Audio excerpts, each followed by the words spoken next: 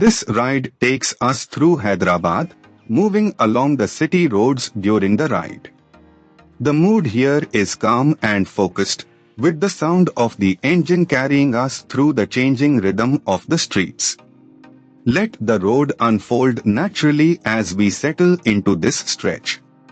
A little further along, this part of the route shows a grounded side of Hyderabad, where everyday movement defines the street. Shops, side lanes, and passing vehicles build a sense of momentum, and the pace stays steady. It is the kind of stretch where the ride feels less like a destination and more like a continuous observation.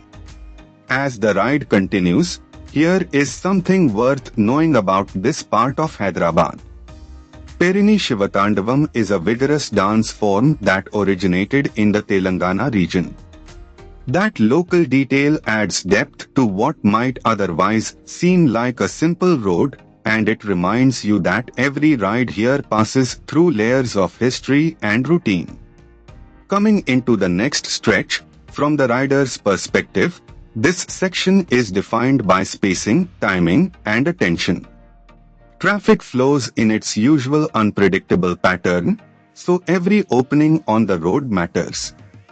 The experience becomes less about speed and more about reading the street early, staying smooth, and keeping the ride controlled.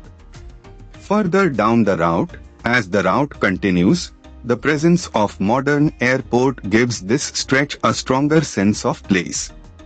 Landmarks like this help anchor the ride because they turn a moving sequence of roads into something memorable.